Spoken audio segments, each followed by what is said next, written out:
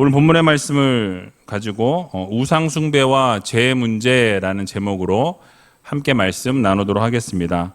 우리 옆에 있는 분들과 함께 이렇게 인사했으면 좋겠는데요.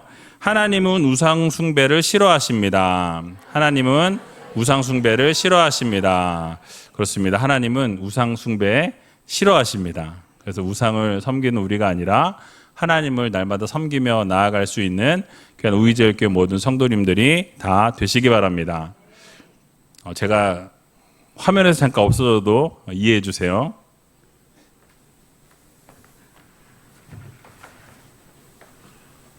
이 스피커를 옆으로 앞으로 해놔가지고 제가 안 들려가지고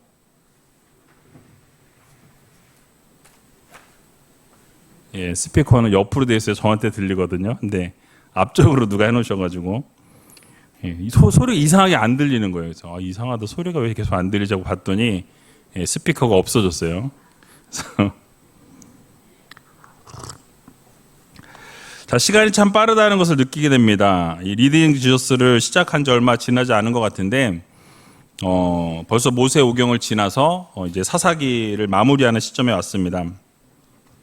여러분, 사사기는요, 이 여호수아가 죽은 이후로부터 이 사무엘에 이르기까지 약 350년간의 이스라엘 암흑기의 역사를 보여주는 역사서입니다.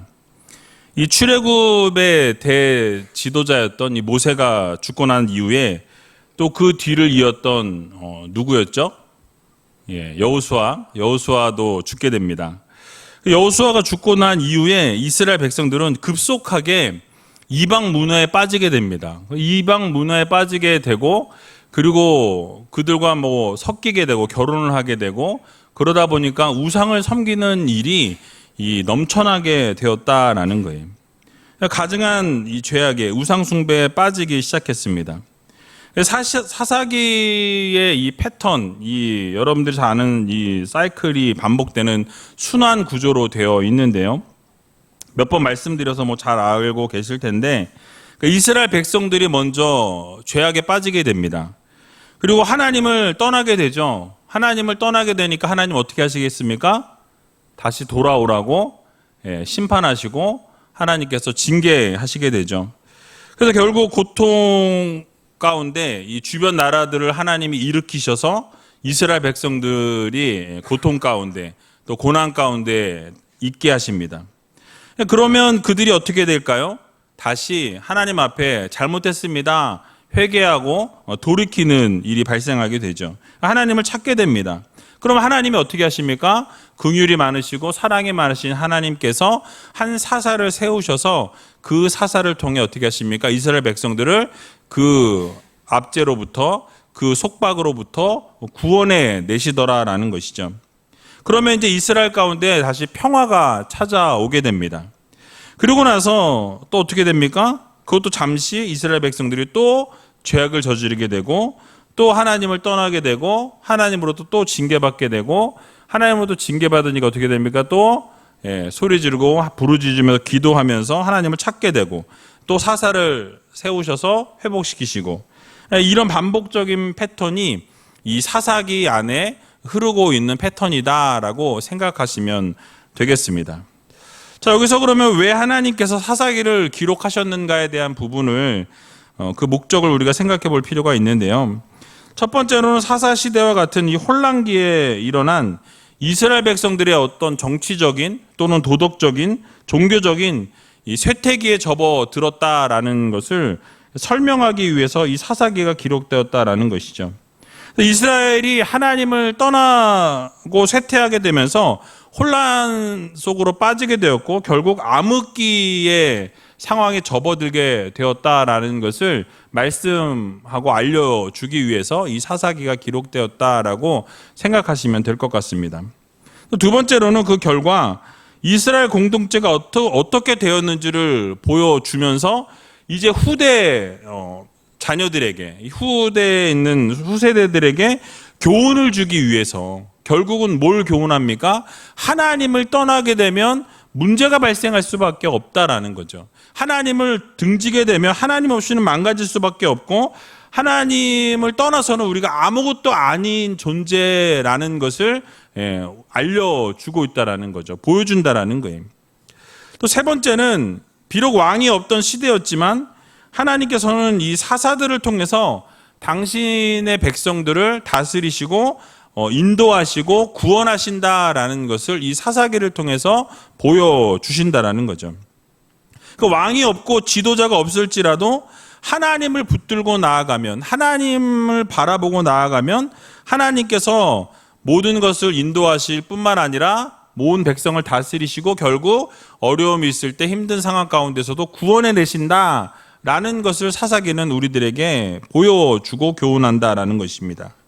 자, 그러므로 사랑하는 우리제일교 성도 여러분, 오늘 말씀을 통해서 오늘날에도 사사시대와 같이 모든 것이 혼탁하고 혼란스러운 시대를 우리가 살아가고 있는데, 이런 암흑시기를 살아가고 있는 우리들에게 과연 우리가 무엇을 붙잡아야 하고 어디를 바라보고 살아가야 하는지에 대한 부분을 우리들에게 말씀해 주고 있다는 것을 여러분 모두 기억하시기 바랍니다. 우리가 어떻게 살아가야 하는지에 대한 부분을 이 사사기를 통해서 하나님께서 주시는 교훈을 깨달아야 한다는 거죠. 결국 하나님만이 우리의 왕이 되시고 하나님만이 우리의 주인이 되시고 하나님만이 우리의 하나님 되신다라는 것을 여러분들 모두 마음 깊이 새길 수 있는 우리제일교 성도님들이 다 되시기 바랍니다.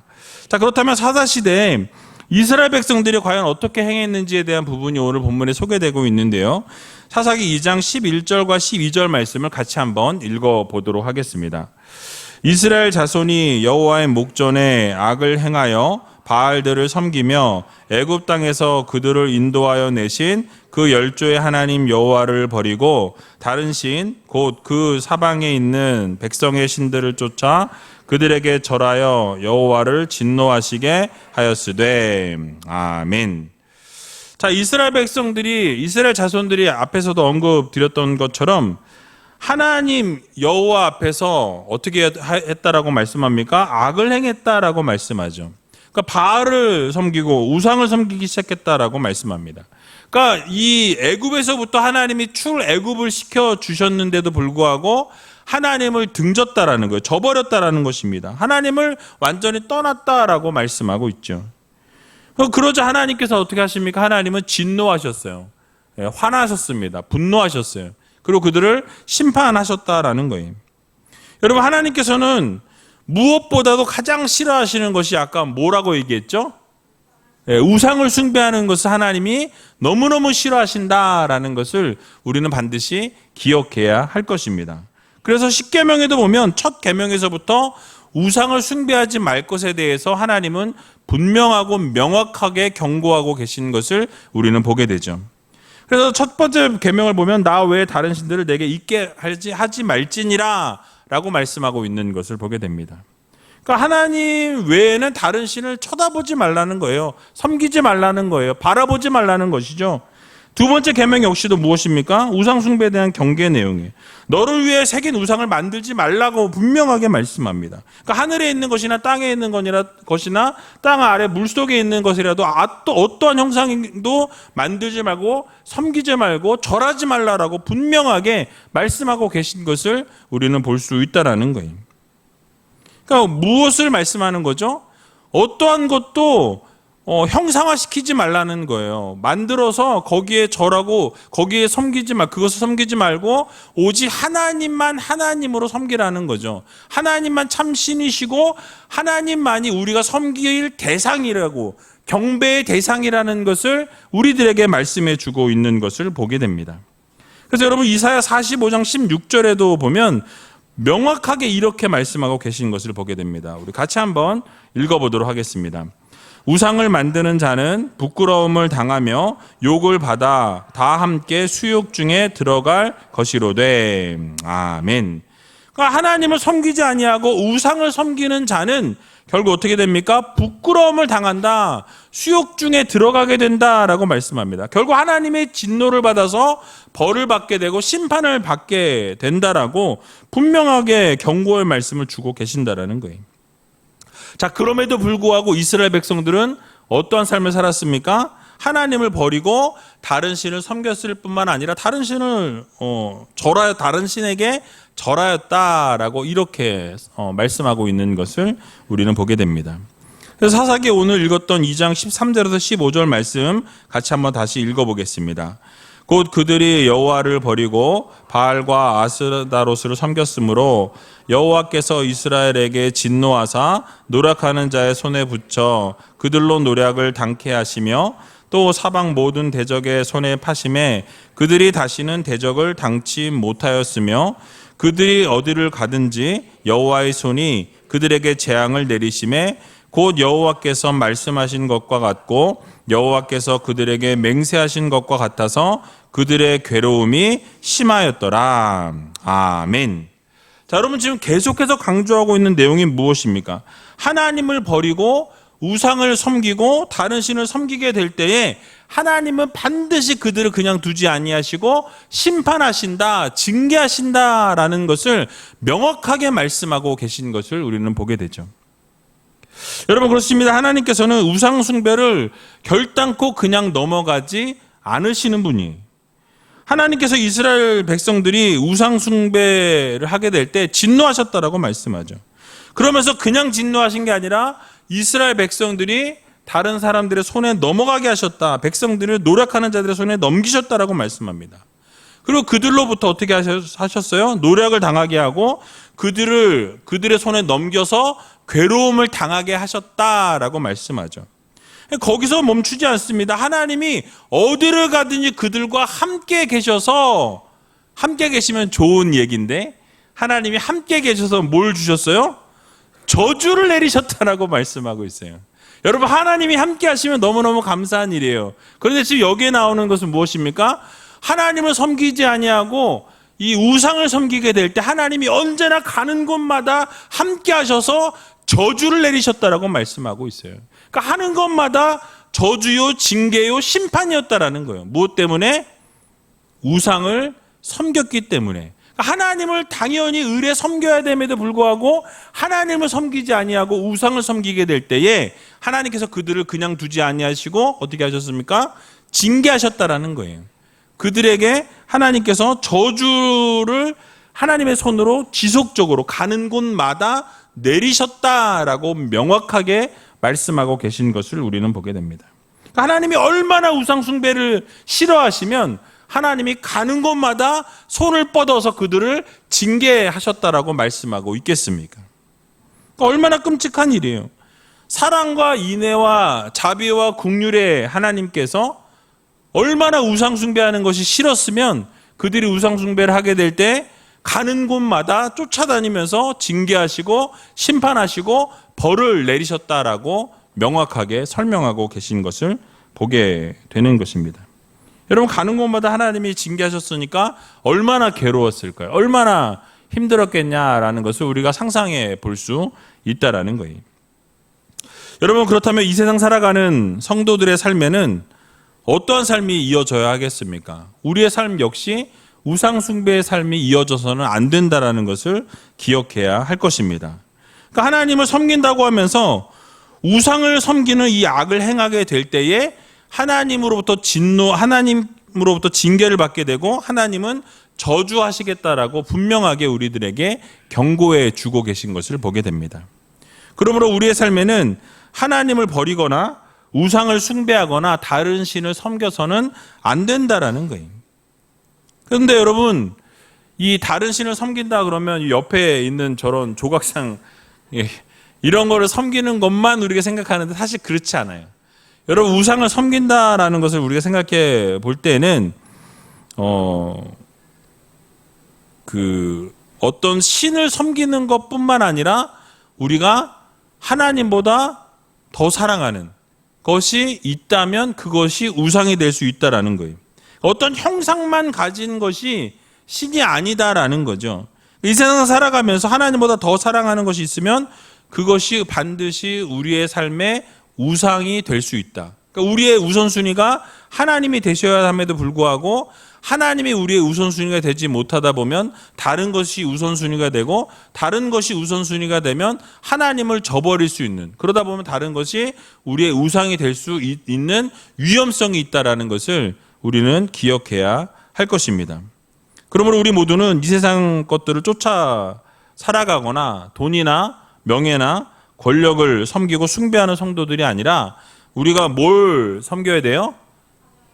하나님을 섬겨야 한다라는 거죠. 이 세상 만물을 창조하시고 우리를 다스리시는 하나님, 우리의 찬양을 받으시기에 합당하시고 우리의 경배와 예배를 받으시기에 합당하신 그 하나님을 섬기고 그 하나님만 의지하고 하나님만 바르게 바라볼 수 있는 귀한 우이제일교회 모든 성도님들이 다 되시길 주님의 이름으로 간절히 축원드립니다.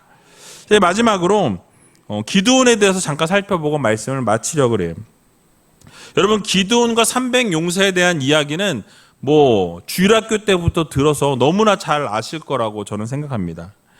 그래서 사사기 가운데 이 기드온은 하나님의 명령을 따라서 이 미디안과 전쟁을 치르게 되죠. 그런데 여러분이 잘 아시는 것처럼 전쟁하면 칼과 창과 방패 그리고 전략을 가지고 싸움을 하게 됩니다. 그런데 이 기드온이 나가는 모습을 보게 되면 이 나팔과 항아리와 이 횃불을 들고 300명과 함께 나아가는 것을 보게 되죠. 그러니까 300명만 나가게 하신 이유가 뭐였죠? 많은 사람이 나가서 전쟁에서 이기게 되면 결국 자기 자신의 능력과 자기 자신들의 힘을 바라보고 의지하게 된다라는 거죠. 그래서 하나님께서 300명만 딱 추리시는 걸 보게 되죠. 300명과 10만이 넘는 대군과의 전쟁을 하게 되면 여러분 누가 이기겠습니까? 그냥 당연히 10만이 넘는 군사가 이기는 게 너무나 당연하다라는 거예요. 그러나 하나님께서 그런 말을 하지 못하도록 300명만 추려서 전쟁에서 승리케 하시는 것을 우리는 보게 되는 거죠. 전쟁에 능하신 하나님의 명령대로 나아가게 될 때 결국 기드온과 300용사는 승리하게 되는 것을 보게 됩니다. 그러니까 하나님을 신뢰하고 하나님의 명령대로 살게 될 때 승리하게 되는데 그런 기드온이 이 실수를 저지르는 것을 우리는 보게 됩니다. 사사기 8장 27절 말씀인데요. 같이 한번 읽어보도록 하겠습니다. 기드온이 그 금으로 에봇 하나를 만들어서 자기의 성읍 오브라에 두었더니 온 이스라엘이 그것을 음란하게 위함으로 그것이 기드온과 그 집의 올무가 되니라. 아멘. 자, 여러분, 기드온이 지금 뭐 했다고 말씀하죠? 금으로 뭘 만들었어요? 에봇을 만들었다라고 이렇게 설명하고 있습니다. 그러니까 여러분, 어떻게 보면 에봇 하나 만든 거 가지고 뭘 그러냐라고 생각할 수도 있어요. 그리 큰 문제가 될 수 있냐라는 생각이 들 수도 있습니다. 네, 그렇지 않아요. 기드온이 이 미디안과의 전쟁 가운데서 승리하고 난 다음에 모습을 보게 되면 여러분, 이 모든 이스라엘 백성들이 이 기드온과 그 아들들을 왕으로 삼고자 해요. 그래서 우리의 왕이 되어달라고 그렇게 부탁하는 모습을 보게 됩니다. 그럴 때 이 기드온은 단칼에 그것을 거절합니다. 사사기 8장 22절에서 23절에 나오는데요. 같이 한번 읽어보겠습니다. 때에 이스라엘 사람들이 기드온에게 이르되 당신이 우리를 미디안의 손에서 구원하셨으니 당신과 당신의 아들과 당신의 손자가 우리를 다스리소서. 기드온이 그들에게 이르되 내가 너희를 다스리지 아니하겠고 나의 아들도 너희를 다스리지 아니할 것이요 여호와께서 너희를 다스리시리라. 아멘.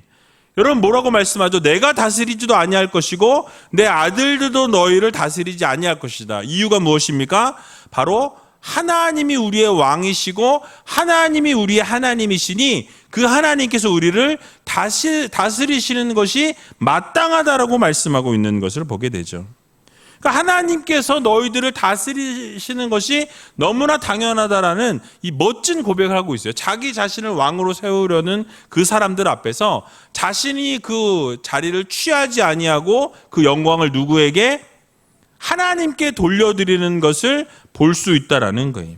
이 거절을 통해서 기드온은 오직 이스라엘을 다스리시는 분은 오직 하나님이십니다. 하나님만이 영광 받으실 분이십니다. 하나님만이 우리를 다스리실 전능하신 하나님이십니다. 라고 고백하는, 그리고 인정하는 그런 믿음의 모습을 보여주었다라는 거예요. 그래서 하나님밖에 없다라는 사실을 고백하면서 하나님의 주권을 침해하는 죄를 저지르지 않았다라는 거죠. 그래서 하나님의 하나님 되심을 인정했다라는 거예요. 만방의 모든 사람들 앞에서 인정했다라는 거예요. 자, 그런데 사사기 8장 27절에 보게 되면요, 그 이유죠.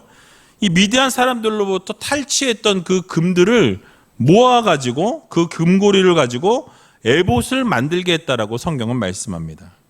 여러분, 이 에봇은요, 여러분 잘 아시는 것처럼 구약시대의 대제사장들이 입는 옷이에요. 하나님 앞에 나아갈 때 입었을 뿐만 아니라 또 어떤 전쟁에 나가거나 하나님의 뜻을 물을 때에 이 에봇을 이 신탁의 도구로 사용했다라는 거죠. 자, 그런데 에봇은 대제사장만이 특별히 입을 수 있고 가질 수 있는 것이었어요. 근데 기드온이 지금 뭘 했어요? 그 에봇을, 대제사장이 입는 그 에봇을 금으로 해서 자기 자신이 가지고 있었다라는 사실이죠. 그래서 여러분, 자기 집에 이 금 에봇을 둔 이 행위는 이스라엘 백성들로 하여금 어떠한 것을 저지르게 한 것이냐면 하나님의 뜻을 물으러 실로에 가는 것을 막고 방해하고 대제사장들이 해야 될 것, 그것을 자기가 하나님의 뜻을 물을 수 있다라는 어떤 그 중개하는 사람인 것처럼 이렇게 잘못 인식하게끔 이스라엘 백성들을 바른 길로 인도하지 못하고 잘못된 길로 인도했다라는 거죠. 그 결국 하나님으로 향해야 될 그 마음이 누구에게로? 결국은 기드온에게로 향하게 하는 그런 오류를 범하게 되었다. 죄를 범하게 되었다라고 성경은 말씀하고 있는 것입니다. 그래서 이스라엘 백성들이 이 에봇을 우상으로 숭배하고 하나님을 떠난 영적인 간음 행위를 범하는데 앞장서게 되는 죄를 저질렀다라는 사실이. 그러니까 하나님만이 우리를 다스리실 하나님이시다라고 이야기했던 이 기드온이 여러분 어떻습니까? 순간 금으로 만든 에봇으로 인해서 어떻게 해요? 하나님을 등지게 하는, 하나님 앞으로 나아가게 하는 것을 가로막는 그런 죄를 저질렀다라는 사실이에요. 결국 에봇으로 인해서 그들의 멸망의 이 올무에 빠지게 했다라고 말씀하고 있는 것이죠. 그러니까 다시 말하면 기드온은 왕이 되는 일과 같은 그런 큰 유혹은 잘 극복했지만은 이 정작 작은 기념품 같은 것 때문에 어떻게 되었습니까? 결국 실패하는 어처구니 없는 유혹에 빠지게 되었다라는 거예요. 올무에 넘어지게 되었다라는 것을 우리는 기억해야 할 것입니다. 그래서 우리는 여기서 한 가지 교훈을 얻을 수 있습니다. 그러니까 사단은요, 언제나 죄라는 이 도구로 우리를 올가맨다라는 거예요. 올무를 만든다라는 거죠. 내가 큰 산을 넘어서 이제는 안전하다라고 생각하는 그 순간, 내가 정말 이것을 이겨냈다라고 생각하는 그 안도감의 그 순간에 우리를 다시 한번 넘어뜨리고 죄의 올무에 빠지게 한다라는 것을 우리는 반드시 기억해야 할 것입니다. 우리는 큰 죄와 유혹은 경계하고 조심하기 때문에 어떻습니까? 그 큰 죄에는 빠질 일이 상대적으로 적다라는 거죠. 근데 작은 죄, 작은 유혹은 우리가 방심한다라는 거예요. 소홀히 여길 때가 많다라는 거죠. 작은 죄인데 뭐 이 정도야 뭐 괜찮지라고 생각하면서 우리가 어떻게 하죠? 그냥 그것을 그냥 스리슬쩍 넘어가고 인정할 때가 많다라는 거예요. 근데 여러분, 항상 죄에 대해서는 조심하고 경계해야 하고 방심해서는 안 된다라는 거예요. 우리의 삶의 현장을 들여다보게 되면 그럴 때가 있습니다. 우리가 신앙을 저버리지는 않았어요. 하나님을 떠나지 않았어요. 하나님을 믿고 있다라는 거죠. 하나님을 섬기고 있다라는 거예요. 근데 하나님과의 약속은 잊어버린다라는 거예요.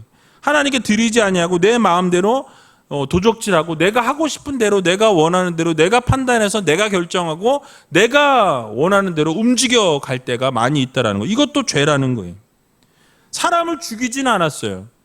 사람을 죽이거나 뭐 크게 다치게 하진 않았다라는 거죠. 그런데 우리 마음 가운데 남을 미워하거나 정죄하는 그런 죄를 날마다 저지른다라는 거예요. 원망과 불평하는 죄를 저지른다라는 거죠. 또 남을 폭행하거나 병원에 입원하게 만들진 않았지만 우리는 이 말로, 입으로, 언어로 폭행을 하면서 살아간다라는 거예요. 너무나 쉽게 그런 일들을 저지르면서 살아간다라는 것입니다. 여러분, 그러나 이것이 결코 작은 죄가 아니라는 거예요. 이 언어 폭행 역시도 어떻습니까? 하나님이 그 입에 입술을 통해서 여러분 어떻게 한다고 이야기합니까? 이 큰 불이 저주가 나오게 되고 결국 사람을 죽이는 일이 앞장서게 될 수 있다라고 말씀하고 있어요. 그러니까 이 말도 너무너무 중요하다라는 거예요. 큰 죄악이 될 수 있다라는 것입니다. 그러므로 우리 모두는 작은 죄에도 조심하고 경계해야 한다라는 거예요. 작은 죄를 짓다 보면 그 작은 죄가 올무가 되어서 결국 하나님을 저버리거나 하나님을 떠나는 일이 계기가 될 수 있다는 것을 우리는 기억해야 할 것입니다. 결국 그 죄로 인해서 하나님과 우리의 관계가 막히게 되고 하나님과 우리는 멀어질 수 있다는 것을 잊지 말아야 한다는 거죠. 그래서 이사야 59장 1절과 2절에 보니까 이렇게 말씀합니다. 같이 한번 읽어보겠습니다.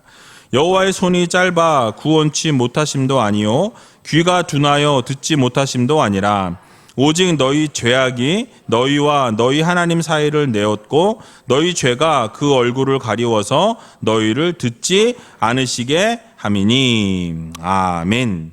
여러분, 하나님이 듣지 못하시는 게 아니에요. 하나님과 우리 사이를 죄악이 갈라놓았다라고 말씀합니다.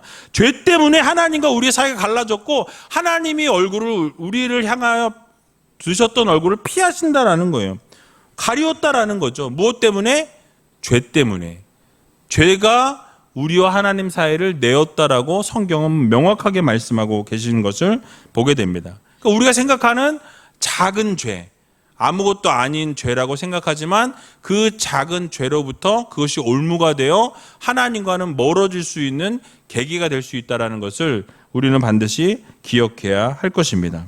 그러므로 우리 모두는 죄의 파괴력이 얼마나 무서운지를 다시 한번 기억하시고 작은 죄도 소홀히 여기지 아니하고 이 작은 죄를 경계하고 조심하고 또 우리가 죄악을 저질렀을 때에는 하나님 앞에 모든 것을 다 회개하고 하나님 앞에 다 쏟아 놓아서 하나님으로부터 그 죄를 용서받을 수 있는 우이제일교회 모든 성도님들이 다 되시기 바랍니다. 그래서 여러분, 우리가 이 세상 살아가면서 우상숭배의 이 죄는 하나님이 미워하시고 싫어하신다라는 것 꼭 기억하시고 또 작은 죄일지라도 그 죄 때문에 하나님과 멀어질 수 있는 그것이 올무가 되어 하나님을 저버릴 수 있는 계기가 될 수 있다라는 이 사실도 여러분 마음 깊이 새기시면서 날마다 하나님이 원하시는 하나님이 말씀하시는 대로 순종하고 하나님이 기뻐하시는 삶을 살아갈 수 있는 귀한 우이제일교회 모든 성도님들이 다 되시길 주님의 이름으로 간절히 축원드립니다.